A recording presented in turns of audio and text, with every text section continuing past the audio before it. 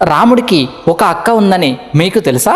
రాఖీ పండుగ చుట్టూ మన పురాణాల్లో చాలా కథలు ఉన్నాయి.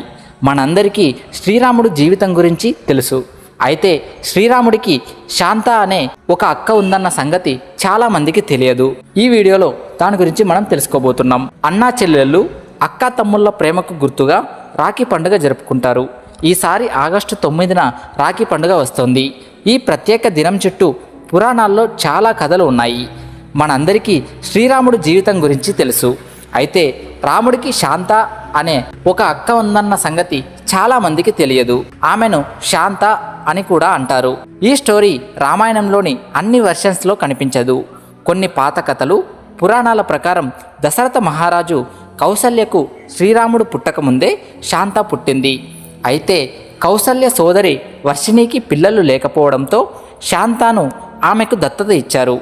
ఈ విషయం మనకు కొన్ని ప్రాంతాల్లో చెప్పే రామాయణ కథలు, అయోధ్య గుడిలో పాటించే పద్ధతుల వల్లే తెలిసింది. త్రేతాయుగంలో శాంత తన నలుగురు తమ్ముళ్లకు అంటే రాముడు, భరతుడు, లక్ష్మణుడు, శత్రుఘ్నులకు రాఖీ కట్టిందట.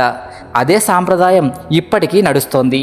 దేశవ్యాప్తంగా ఎంతోమంది అమ్మాయిలు అయోధ్యలోని రాముడికి, ఆ స్వామివారి తమ్ముళ్లకు రాఖీలు పోస్టులో పంపిస్తున్నారు.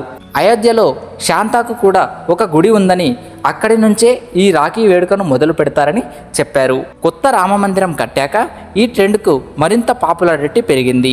ఏటా వేలల్లో రాఖీలు అయోధ్యకు వస్తున్నాయి. అసలు ఈ స్టోరీ ఎందుకంత స్పెషలో ఇప్పుడు తెలుసుకుందాం. రాముడికి ఓ సోదరి ఉందనే విషయం రాఖీ పండుగకు ఓ కొత్త హిస్టరీని జోడిస్తుంది. రాఖీ అనగానే మనకు కృష్ణుడు, ద్రౌపది, యముడు, యమున స్టోరీలే గుర్తుకు వస్తాయి. కానీ రామాయణంలోని ఈ బ్రదర్ సిస్టర్ సెంటిమెంట్ కూడా చాలా గొప్పది. ఆనాటి అయోధ్య నుంచి ఇప్పటి మన జనరేషన్ వరకు బ్రదర్ సిస్టర్ ప్రేమ ఎప్పటికీ ఒకేలా ఉంటుందని ఈ కథ మనకు చెబుతుంది.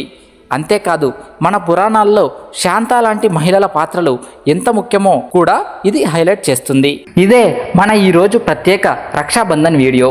అన్నా చెల్లెళ్ళ ప్రేమకు ప్రతీక అయిన ఈ పండుగ మీ కుటుంబానికి ఆనందం, ఆరోగ్యం, ఐశ్వర్యం తీసుకురావాలని కోరుకుంటున్నాను. వీడియో నచ్చితే లైక్ చేయండి, మీ ఫ్రెండ్స్ అండ్ ఫ్యామిలీ మెంబర్స్తో షేర్ చేయండి. ఇంకా ఇలాంటివి చూడాలనుకుంటే మా ఛానల్ను సబ్స్క్రైబ్ చేయడం మర్చిపోవద్దు. అందరికీ అడ్వాన్స్ హ్యాపీ రక్షాబంధన్. మళ్ళీ కొత్త వీడియోలో కలుసుకుందాం.